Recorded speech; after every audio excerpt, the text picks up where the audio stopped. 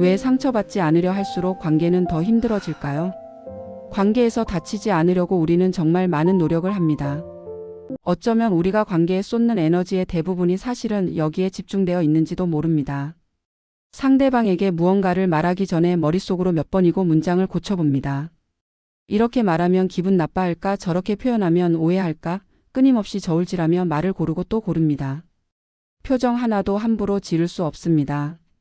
내 얼굴에 드러난 실망이나 서운함이 상대방을 불편하게 만들까봐 억지로라도 미소를 지어 보이거나 무표정한 가면을 쓰고 대화를 이어갑니다. 그리고 무엇보다 마음을 눌러둡니다. 속으로는 화가 나고 섭섭한데 그 감정을 꾹꾹 눌러 담으며 괜찮아라고 말합니다. 우리는 이렇게 해야 관계가 유지된다고 믿습니다. 내 진짜 마음을 보여주면 상대방이 떠날 것 같고 솔직한 감정을 표현하면 관계가 깨질 것 같습니다. 그래서 더 조심하고 더 숨기고 더 참습니다. 마치 관계라는 것이 깨지기 쉬운 유리 조각 같아서 조금만 잘못 건드리면 산산조각 날 것처럼 느껴집니다. 그렇게 우리는 관계를 지키기 위해 나 자신을 점점 더 작게 만들어갑니다. 내 목소리를 낮추고 내 욕구를 뒤로 미루고 내 존재감을 희미하게 만듭니다. 하지만 이상하게도 그럴수록 마음은 더 지쳐갑니다. 매번 말을 조심하고 표정을 관리하는 것이 처음에는 상대방을 배려하는 일처럼 느껴졌는데 시간이 지날수록 그것이 엄청난 짐이 됩니다. 한두 번은 괜찮았습니다. 하지만 매일 매순간 나를 숨기고 감정을 억누르다 보면 그 무게가 어느새 감당할 수 없을 만큼 무거워집니다. 관계 속에서 나는 점점 사라지고 남는 건 상대방이 원할 것 같은 내 모습, 상대방을 불편하게 하지 않을 것 같은 내 모습뿐입니다. 그렇게 진짜 나는 관계 밖으로 밀려나고 가짜 나만 관계 안에 남아 있습니다. 더 역설적인 것은 상처를 피하려던 바로 그 행동이 또 다른 상처가 된다는 사실입니다. 나를 숨기고 참으면 상처받지 않을 거라 생각했는데 오히려 그 과정에서 더 깊은 상처를 받습니다. 상대방이 나를 몰라주는 것에 대한 서운함, 진짜 내 모습을 보여주지 못하는 것에 대한 외로움, 계속 참고만 있어야 하는 것에 대한 분노. 이런 감정들이 마음 깊은 곳에 차곡차곡 쌓입니다. 그리고 언젠가는 작은 계기로도 폭발하거나 아니면 관계 자체에 대한 염증으로 변해버립니다. 이 사람은 나를 이해하지 못해, 이 관계는 의미가 없어라는 생각이 들기 시작합니다. 이때 우리가 놓치는 중요한 사실이 있습니다. 문제는 상대방이 아니라는 것입니다. 상대방이 나를 상처 주려고 했던 것도 아니고 상대방이 특별히 둔감하거나 나쁜 사람인 것도 아닙니다. 진짜 문제는 상처를 대하는 나의 위치입니다. 나는 상처를 피해야 할 대상, 절대로 받아서는 안 되는 것으로 여기고 있습니다. 마치 상처받는 것 자체가 실패인 것처럼 상처가 생기면 관계도 나도 끝장난 것처럼 느낍니다. 그래서 상처를 피하기 위해 온갖 에너지를 쏟아붓지만 정작 상처가 왜 생기는지, 그 상처가 진짜 의미하는 게 무엇인지는 들여다보지 못합니다. 우리는 상처 앞에서 너무 두려운 나머지 도망가기에 바쁩니다. 하지만 도망갈수록 상처는 더 크게 느껴지고 관계는 더 멀어집니다. 상처받지 않으려는 마음은 결코 이상한 것이 아닙니다. 오히려 지극히 자연스러운 본능입니다. 누가 일부러 아픔을 원하겠습니까? 누가 상처받기를 바라겠습니까? 우리는 본능적으로 고통을 피하고 안전을 추구하도록 설계되어 있습니다. 특히 한 번이라도 깊게 다친 경험이 있다면 그 기억은 몸과 마음에 깊이 새겨져서 비슷한 상황만 오면 자동으로 경보음을 울립니다. 조심해, 또 다칠 수 있어라고 속삭입니다. 이것은 우리를 보호하려는 마음의 방어 기제입니다. 그리고 오랜 시간 관계를 책임져온 분들일수록 이 본능은 더욱 강해집니다. 부모로서, 배우자로서, 직장 동료로서, 친구로서 많은 관계를 유지하고 책임져온 분들은 수많은 상처의 순간들을 겪어왔습니다. 말 한마디 잘못해서 관계가 틀어졌던 기억, 솔직하게 말했다가 오해받았던 경험, 진심을 표현했는데 받아들여지지 않았던 아픔. 이런 경험들이 쌓이고 쌓여서 이제는 거의 자동으로 방어태세에 들어갑니다. 이번에는 실수하지 말아야지, 이번에는 더 조심해야지라고 다짐하며 관계에서 한 발 물러서게 됩니다. 경험이 많을수록 책임감이 클수록 상처에 대한 두려움도 함께 커지는 것입니다. 하지만 여기서 우리가 반드시 구분해야 할 것이 있습니다. 보호와 억제는 완전히 다른 것입니다. 비슷해 보이지만 그 본질과 결과는 천지 차이입니다. 보호는 건강한 경계를 세우는 일입니다. 내가 받아들일 수 있는 것과 받아들일 수 없는 것을 명확히 하고 나를 존중하지 않는 대우에는 아니오라고 말할 수 있는 힘입니다. 보호는 나를 바깥으로 향하게 합니다. 세상을 향해 나는 이런 사람이고 이것은 내 경계입니다. 라고 당당히 선언하는 것입니다. 보호 속에는 자기 존중이 담겨 있습니다. 반면 억제는 나를 안으로 밀어넣는 일입니다. 내 감정을 숨기고 내 욕구를 무시하고 내 존재를 작게 만드는 것입니다. 억제는 내가 참으면 돼, 내가 조금만 더 양보하면 돼라는 생각에서 시작됩니다. 겉으로 보기에는 평화로워 보일 수 있습니다. 충돌도 없고 갈등도 없고 모두가 편안해 보입니다. 하지만 그것은 진짜 평화가 아닙니다. 한 사람이 자신을 희생해서 만들어낸 일시적인 고요일 뿐입니다. 억제 속에는 자기 부정이 담겨 있습니다. 내 감정은 중요하지 않아, 내 생각은 별로야, 나는 이 정도면 충분해라는 메시지를 나 자신에게 계속 보내는 것입니다. 우리는 종종 이 둘을 혼동합니다. 나를 보호하고 있다고 생각하지만 실제로는 나를 억제하고 있는 경우가 많습니다. 나는 건강한 경계를 지키고 있어라고 생각하지만 자세히 들여다보면 그냥 나를 숨기고 있는 것입니다. 상대방에게 상처받지 않으려고 먼저 나 자신을 상처 입히고 있는 것입니다. 이것은 마치 적의 공격을 막기 위해 스스로 성을 불태우는 것과 같습니다. 적은 아직 오지도 않았는데 내가 먼저 내 안전기지를 파괴하는 셈입니다. 그래서 겉으로는 평온해 보이지만 안에서는 긴장이 멈추지 않습니다. 표면은 고요한 호수 같지만 밑바닥에서는 폭풍이 몰아치고 있습니다. 대화를 나누는 내내 마음은 쉴 새 없이 일합니다. 지금 내 표정은 괜찮을까? 방금 한 말이 기분 나쁘게 들리진 않았을까? 상대방이 이상하게 쳐다보는 것 같은데 내가 뭘 잘못했나? 이런 생각들이 머릿속을 끊임없이 맴돕니다. 몸도 긴장합니다. 어깨가 올라가고 턱에 힘이 들어가고 호흡이 얕아집니다. 대화가 끝나고 나면 아무것도 한 것 없는데 기진맥진합니다. 마치 전쟁터를 다녀온 것처럼 지쳐버립니다. 이것이 억제가 만들어내는 삶의 모습입니다. 평온한 것처럼 보이지만 내면은 전혀 평온하지 않습니다. 우리가 흔히 착각하는 것이 하나 있습니다. 상처는 대부분 사건 자체에서 오지 않는다는 것입니다. 누군가 나에게 한 말, 누군가가 보인 행동, 그 순간 벌어진 일 자체가 상처의 본질은 아닙니다. 물론 그 순간은 불편하고 당황스럽고 속상할 수 있습니다. 하지만 진짜 상처는 그 사건이 지나간 후에 시작됩니다. 사건 이후의 해석, 그 사건에 대해 내가 붙이는 의미, 그 상황을 바라보는 나의 시선, 바로 거기서 상처가 깊어집니다. 예를 들어볼까요? 친구가 약속 시간에 30분 늦게 왔습니다. 이것은 하나의 사건입니다. 그런데 어떤 사람은 길이 많이 막혔나 보네라고 생각하고 넘어갑니다. 반면 어떤 사람은 나는 이렇게 기다렸는데 나를 무시하는 거야? 나는 중요하지 않은 사람인가? 라고 생각합니다. 같은 사건인데 전혀 다른 상처의 깊이가 만들어집니다. 배우자가 퇴근하고 와서 피곤하다며 방에 들어갔습니다. 이것도 하나의 사건입니다. 어떤 사람은 오늘 회사에서 힘든 일이 있었나 보다라고 이해합니다. 하지만 어떤 사람은 나한테 관심이 없는 거구나, 나는 소중하지 않은 존재구나라고 해석합니다. 사건은 똑같은데 그 후의 해석이 완전히 다릅니다.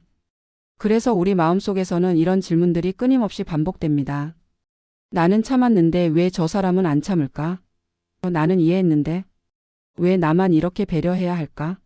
왜 나만 이런 마음이 들까? 이 질문들은 겉으로는 상대방에 대한 질문처럼 보이지만 실제로는 나 자신에 대한 질문입니다. 나는 잘하고 있는 걸까? 내가 부족한 걸까? 나는 사랑받을 만한 사람일까? 이런 깊은 의문들이 숨어 있습니다. 그리고 이 질문들은 점점 더 나를 평가하는 방향으로 흘러갑니다. 이 질문은 나를 평가로 끌고 갑니다. 평가라는 것은 참으로 무서운 것입니다. 한번 평가 모드에 들어가면 모든 것이 점수로 환산됩니다.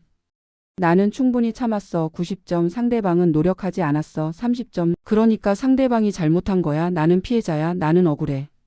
이런 식으로 관계가 점수 매기기 게임이 되어버립니다. 그리고 평가 속에서는 항상 누군가는 부족하고 누군가는 틀리고 누군가는 잘못한 사람이 됩니다. 관계는 더 이상 함께 성장하는 공간이 아니라 누가 더 옳고 누가 더 그른지를 겨루는 법정이 되어버립니다. 바로 이 지점이 감정과 선택이 섞이는 순간입니다. 우리는 감정을 느끼는 것과 그 감정에 대해 선택하는 것을 구분하지 못합니다. 서운한 감정이 드는 것, 화가 나는 것, 외로운 것, 이것들은 그냥 일어나는 감정입니다. 내가 컨트롤할 수 없는 자연스러운 반응입니다. 마치 날씨처럼 그냥 찾아옵니다. 비가 오는 날이 있고 햇빛이 나는 날이 있듯이 기분 좋은 날이 있고 우울한 날이 있습니다. 이것은 잘못된 것도 고쳐야 할 것도 아닙니다. 하지만 우리는 여기서 멈추지 않습니다. 감정이 일어나면 그 감정에 대해 또 다른 판단을 내립니다. 이런 감정을 느끼는 나는 약한 사람이야. 이렇게 화내는 건 좋지 않아. 이런 생각을 하면 안 돼. 감정을 느끼는 것 자체를 문제 삼고 그 감정을 없애려고 애씁니다. 그리고 감정을 억누르거나 외면하는 선택을 합니다. 이게 바로 감정과 선택이 섞이는 지점입니다. 감정은 단순히 흘러가는 것인데 우리는 그것을 붙잡고 평가하고 판단하면서 문제를 만듭니다. 감정은 흘러가는 것입니다. 강물처럼 계속 흐릅니다. 지금 이 순간 화가 나도 1시간 후에는 조금 가라앉을 수 있습니다. 지금 서운해도 내일이 되면 다르게 느껴질 수 있습니다. 감정은 고정된 것이 아니라 계속 변화하고 움직입니다. 그런데 우리는 감정을 고정된 사실처럼 여깁니다. 나는 화난 사람이야, 나는 상처받은 사람이야 라고 정체성처럼 붙들고 있습니다. 하지만 감정은 내가 아닙니다. 감정은 그냥 지나가는 날씨입니다. 반면 선택은 내가 할 수 있는 영역입니다. 감정이 일어났을 때 그 감정을 어떻게 대할지, 어떤 행동을 할지, 어떤 말을 할지 이것은 전부 나의 선택입니다. 화가 났을 때 소리를 지를 수도 있고 심호흡을 하고 잠시 생각할 수도 있습니다. 서운할 때 상대방을 공격할 수도 있고 내 마음을 솔직하게 표현할 수도 있습니다. 감정 자체는 선택할 수 없지만 감정을 다루는 방식은 선택할 수 있습니다. 바로 이 선택의 영역에서 우리는 힘을 가집니다. 그 둘을 분리할 때 마음은 다시 숨을 쉽니다. 아, 나는 지금 화가 났구나. 이 화는 그냥 감정이야. 내가 나쁜 사람이라서 화나는 게 아니야. 그냥 지금 이 순간 이런 감정이 일어난 거야. 이렇게 감정을 있는 그대로 인정하면 마음의 공간이 생깁니다. 그리고 그 공간 속에서 그럼 나는 이 감정을 어떻게 다룰까? 어떤 선택을 할까? 라고 생각할 여유가 생깁니다. 감정에 휩쓸리지 않고 감정을 관찰하고 그 다음 단계를 선택할 수 있게 됩니다. 그때 비로소 마음이 숨을 쉬기 시작합니다. 조여있던 가슴이 풀리고 막혔던 생각이 흐르기 시작합니다. 그렇다면 우리는 어떻게 해야 할까요? 잠시 멈추어 관계를 바라보는 위치를 바꿔봅니다. 이것이 가장 중요한 첫걸음입니다. 우리는 너무 오랫동안 관계의 한가운데에 서서 모든 것을 나를 중심으로 해석해왔습니다. 상대방의 말 한마디, 표정 하나, 행동 하나가 전부 나에 대한 메시지처럼 느껴졌습니다. 그래서 항상 긴장하고 방어하고 상처받았습니다. 하지만 이제는 그 위치에서 벗어나 볼 필요가 있습니다. 관계의 한가운데에서 한 걸음 물러나 관찰자의 위치에서 바라보는 것입니다. 마치 영화를 보듯이 드라마를 보듯이 조금 거리를 두고 관계를 바라봅니다. 상대의 말과 행동을 곧바로 나에 대한 판단으로 연결하지 않습니다. 이것이 핵심입니다. 우리는 너무나 자동적으로 이 연결을 만들어냅니다. 상대방이 오늘 피곤해라고 말하면 즉시 내가 뭘 잘못했나? 로 연결됩니다. 상대방이 말수가 적으면 나한테 화났나 바로 해석됩니다. 상대방이 약속을 잊었으면 나는 중요하지 않은 사람이구나로 결론 짓습니다. 모든 것이 나로 향합니다. 나에 대한 평가로 나에 대한 판단으로 기결됩니다. 하지만 이것은 진실이 아닙니다. 대부분의 경우 상대방의 말과 행동은 그냥 상대방의 상태를 보여줄 뿐입니다. 그들이 피곤한 것, 그들의 기분이 안 좋은 것, 그들이 무언가를 잊은 것. 그것이 전부입니다. 한 발 물러서서 바라보면 모든 말이 나를 향한 공격은 아닙니다. 실제로 대부분의 말은 공격이 아닙니다. 상대방은 그냥 자신의 감정을 표현하고 자신의 생각을 말하고 자신의 상황을 설명하고 있을 뿐입니다. 그런데 우리는 그 모든 것을 나에 대한 비난으로 받아들입니다. 상대방이 요즘 일이 너무 힘들어라고 말하면 우리는 내가 힘들게 하는구나라고 듣습니다. 상대방이 오늘은 혼자 있고 싶어라고 말하면 나를 싫어하는구나라고 해석합니다. 하지만 물러서서 보면 그들은 그냥 자신의 필요를 말하고 있을 뿐입니다. 나를 공격하려는 것도 나를 비난하려는 것도 아닙니다. 이렇게 위치를 바꾸면 놀라운 일이 일어납니다. 똑같은 말인데 전혀 다르게 들립니다. 똑같은 상황인데 전혀 다르게 느껴집니다. 오늘 피곤해라는 말이 더 이상 내가 싫어로 들리지 않습니다. 그냥 나는 피곤해로 들립니다. 그리고 그 순간 나는 상처받는 대신 상대방을 이해하게 됩니다. 그래, 힘들었겠다. 푹 쉬어라고 말할 수 있게 됩니다. 관계에서 여유가 생기고 공간이 생기고 숨통이 트입니다. 그런데 여기서 더 깊이 들어가 봐야 할 지점이 있습니다. 기대가 클수록 상처는 깊어진다는 사실입니다. 우리가 관계에서 받는 상처의 크기는 사실 기대의 크기와 정비례합니다. 상대방에게 큰 기대를 하면 할수록 그 기대가 충족되지 않았을 때의 실망과 상처는 더 커집니다. 배우자는 이래야 해, 부모는 이래야 해, 친구는 이래야 해. 우리 머릿속에는 수많은 이래야 해들이 있습니다. 그리고 상대방이 그 기대에 부응하지 못할 때마다 우리는 깊이 상처받습니다. 왜 내 마음을 몰라줘? 왜 내가 원하는 걸 해주지 않아? 왜 내 기대에 맞춰주지 않아? 이런 질문들이 끊임없이 나옵니다. 하지만 여기서 우리가 직면해야 할 진실이 있습니다. 기대는 사랑이 아니라는 것입니다. 우리는 종종 기대를 사랑이라고 착각합니다. 나는 너를 사랑하니까 이런 걸 기대해라고 말합니다. 하지만 진짜 사랑은 기대가 아닙니다. 진짜 사랑은 있는 그대로를 받아들이는 것입니다. 상대방이 내 기대에 맞춰주기를 바라는 것은 사랑이 아니라 역할에 대한 집착입니다. 배우자라면 이래야 해, 부모라면 이래야 해, 친구라면 이래야 해. 이것은 그 사람 자체를 사랑하는 것이 아니라 내가 머릿속에 그려놓은 역할의 이미지를 사랑하는 것입니다. 역할에 대한 집착은 관계를 무겁게 만듭니다.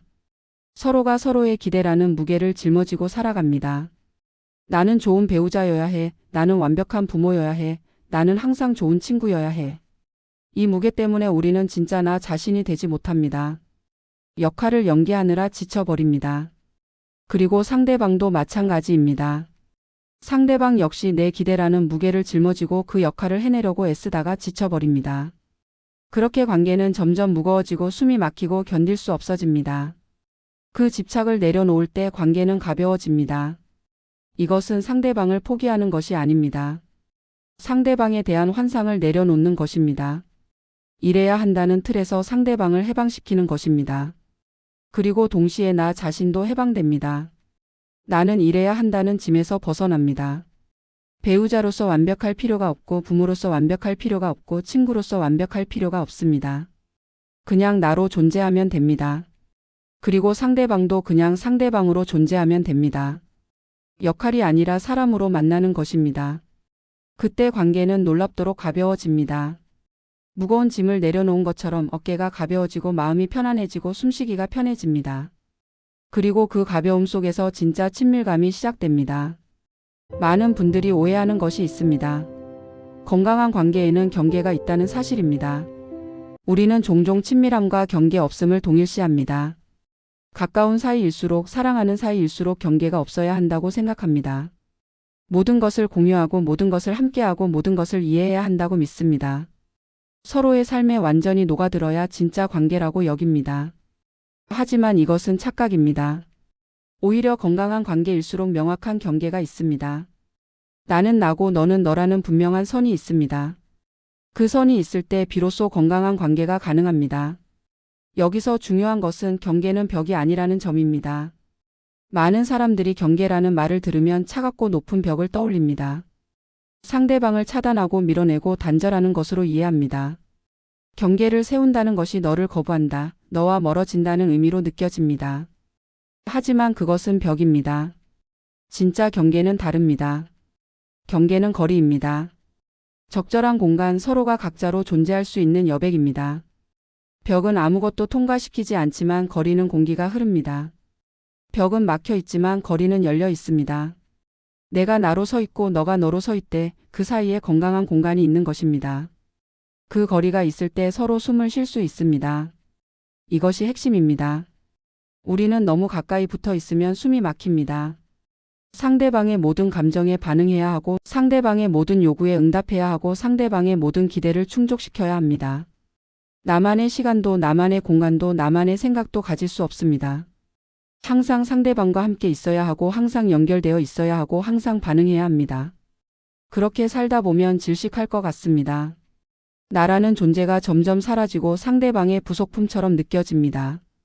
하지만 적절한 거리가 있으면 나는 나로 숨 쉴 수 있습니다.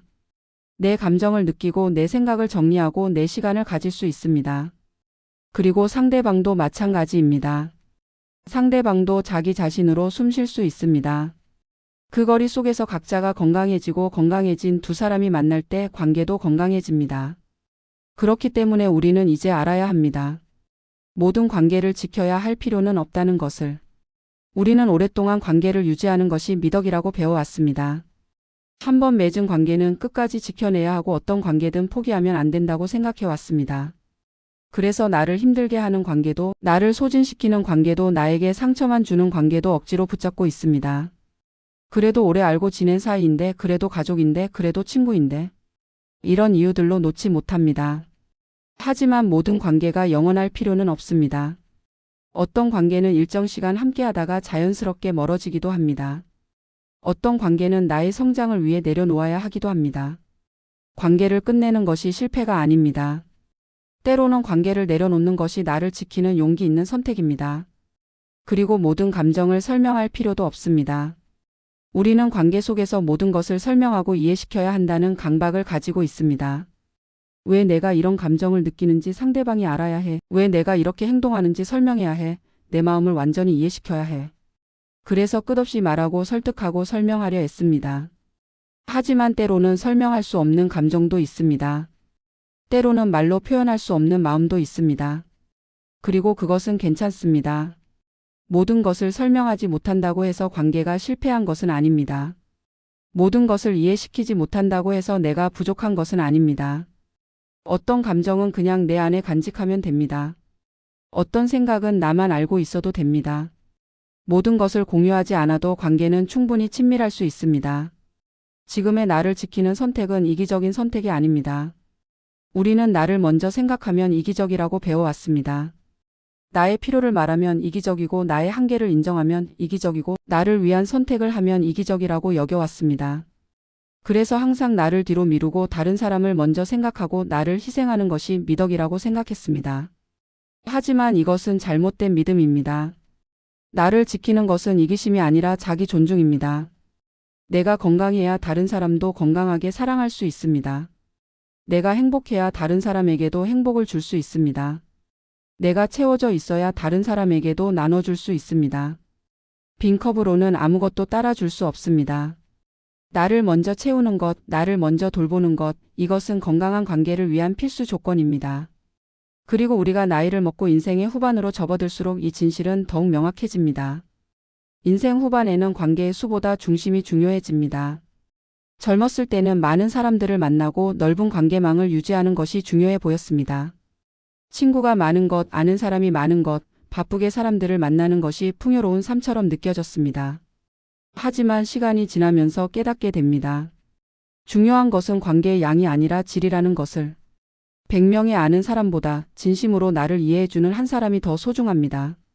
수많은 피상적인 관계보다 깊이 있는 몇몇의 관계가 더 의미 있습니다. 그래서 인생의 후반으로 갈수록 우리는 자연스럽게 관계를 정리하게 됩니다. 억지로 유지하던 관계들을 내려놓고 진짜 소중한 관계들에 집중하게 됩니다. 그리고 무엇보다 중요한 것은 나 자신과의 관계입니다. 모든 관계의 중심에는 결국 나 자신이 있습니다. 내가 나를 어떻게 대하는지, 내가 나를 얼마나 존중하는지, 내가 나에게 얼마나 친절한지. 이것이 모든 관계의 기준이 됩니다. 나를 소중히 여기는 사람은 다른 사람도 소중히 여길 수 있습니다. 나에게 친절한 사람은 다른 사람에게도 친절할 수 있습니다.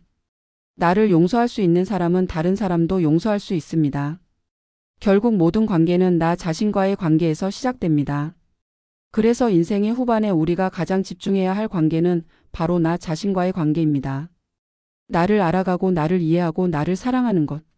이것이 가장 중요한 중심입니다. 이 중심이 단단할 때 다른 모든 관계도 건강해집니다. 상처받지 않으려 애쓸수록 지쳤다면 그만큼 관계를 소중히 여겨왔다는 뜻입니다. 이제는 조금 덜 애써도 괜찮습니다. 모든 마음을 다 내주지 않아도 관계는 유지될 수 있습니다. 오늘은 나를 지키는 쪽으로 마음을 한 발 옮겨 보셔도 괜찮습니다. 오늘 이야기 속에서 당신 마음에 잠시 머물렀던 문장이 있었다면 그것으로 충분합니다. 지금 당장 무언가를 바꾸지 않아도 괜찮습니다. 생각 하나가 조금 느슨해지는 것만으로도 마음은 이미 움직이기 시작합니다. 혹시 아직 내려놓지 못하고 있는 것이 있다면 댓글에 조용히 남겨주셔도 좋습니다. 당신의 한 문장이 다른 누군가에게는 큰 위로가 될 수 있습니다. 이 시간이 당신에게 잠시라도 마음이 쉬어갈 수 있는 자리였다면 좋아요로 그 흔적만 남겨주셔도 충분합니다.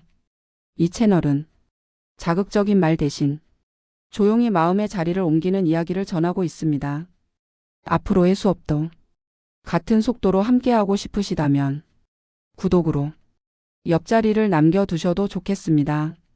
오늘도 인생의 마지막 수업을 함께해 주셔서 감사합니다.